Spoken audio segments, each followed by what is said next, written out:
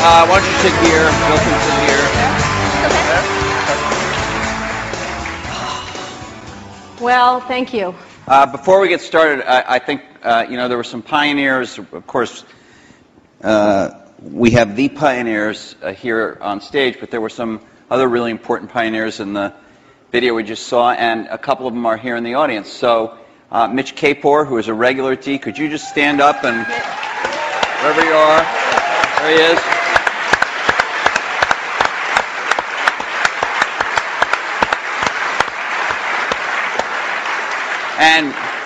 And Fred Gibbons, who has not come to D before but is here tonight. Fred.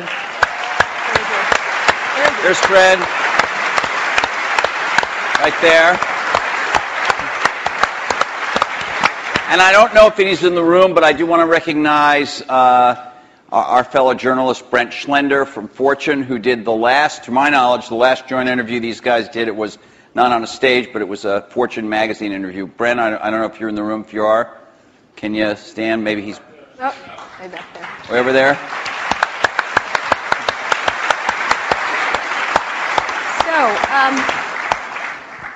So let's get started. I wanted to ask, there's been a lot of mano-a-mano catfight kind of thing in a lot of the blogs and the press and stuff like that, and we wanted to, the first question I kind of was interested in asking is what you think each has contributed to the computer and technology industry, starting with you, Steve, for Bill, and vice versa. Well, Bill built the first software company in the industry, and I think he built the first software company before anybody really in our industry knew what a software company was, except for these guys. And that was huge. That was really huge. And the business model that they ended up pursuing turned out to be the one that worked really well, for the industry. Mm-hmm. So I think, but the biggest thing was Bill was really focused on software before almost anybody else had a clue that it was really the software. That's what I see. I mean, a lot of other things you could say, but that's the high order bit. And I think building a company is really hard, and it requires your greatest persuasive abilities to hire the best people you can and keep them at your company and keep them working, doing the best work of their lives, hopefully. And Bill's been able to stay with it for all these years. So, Bill, how about the contribution of Steve and Apple? Well, first I want to clarify, I'm not fake Steve Jobs.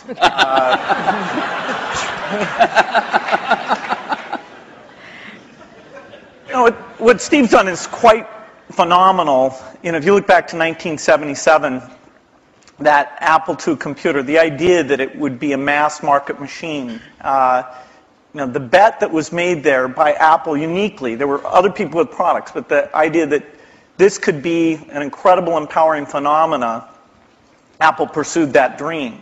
Then one of the most fun things we did was the Macintosh, and that was so risky. People may not remember that Apple really bet the company. Mm-hmm. Lisa hadn't done that well, and some people were saying, okay, that general approach wasn't good. But the team that Steve built, even within the company, to pursue that, even some days it felt a little ahead of its time. I don't remember that Twiggy disk drive. 128K. Yeah. The Twiggy disk drive, yes.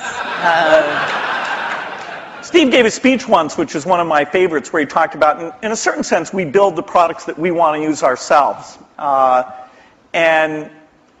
So he's really pursued that with incredible taste and elegance that has had a huge impact on the industry.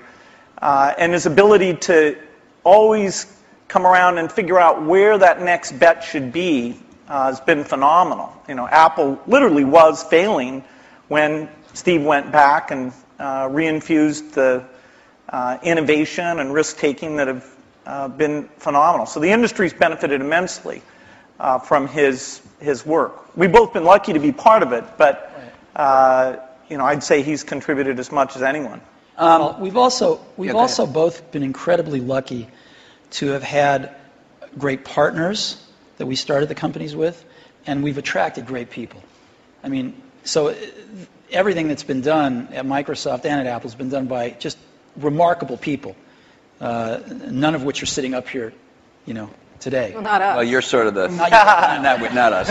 And You're in a way you're the stand-ins for all those other people. in a way we are. In a very tangible way. So Bill mentioned the Apple II in 1977 and 30 years ago, and there were a couple of other computers with which were aimed at the idea that average people might be able to use them. And looking back on it, a really average person might not have been able to use them by today's standards, but it certainly broadened the base of who could use computers. I actually looked at an Apple ad from 1978. It was a print ad that shows you how ancient it was, and it said thousands of people have discovered the Apple computer. Thousands of people, and it also said, you don't want to buy one of these computers where you put a cartridge in. I think that was a reference to one of the Atari or something. I don't know. You want a computer you can write your own programs on. And so the world, and obviously people We had some very strange ads back then. We had one where it was in a kitchen, and there was a woman that looked like the wife, and she was typing in recipes on the computer with the husband looking on approvingly in the back. Stuff like that. Yeah, how did that work for you? I don't think well. So, but just think back to, I know that you started Microsoft prior to 1977. I think Apple started the year before in 76. Microsoft in 74 was when we started writing the 75. basic. And then we did shipped the basic in 75. Okay. Most people, some people here, but I don't think most people know that there was actually some Microsoft software in that Apple II computer. Do you want to talk about what happened there, or how that occurred? Yeah, there'd been the Altair and a few other companies, actually about 24, that had done various machines. But the 77 group included the PET, TRS-80, Commodore. and Commodore PET. TRS-80, and the Apple II. The original Apple II Basic, the integer Basic, we had nothing to do with. But then there was a floating point one where, and I mostly worked with Woz on that. Let me tell this story. So Woz,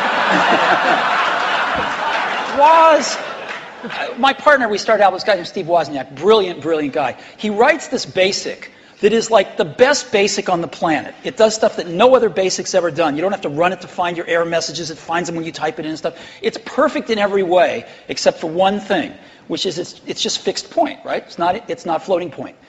And so we're getting a lot of input that people want this Basic to be floating point. And like we're begging Woz, please make this floating point. Who's we? How many people are in Apple? Well, me. We're begging Woz to make this floating point. And he just never does it, and he wrote it by hand on paper. I mean, he didn't have an assembler or anything to write it with. It was all just written on paper, and he'd type it in. He just never got around to making a floating point. Why? Well, this is one of the mysteries of life. I don't know, but he never did. And so, Microsoft had this very popular, really good floating point Basic that we ended up going to them and saying, help. And how much was I think you were telling us earlier? That was $31,000. That Apple paid you for that. The floating point Basic. And I flew out to Apple. I spent 2 days there getting the cassette. The cassette tapes were the main ways that people stored things at the time. Right. And, that was fun. I think the most fun is later when we worked together. Well, what was the most fun? Tell the story about the most fun that was later. And maybe later, not the most fun. Let him talk. I'm teasing.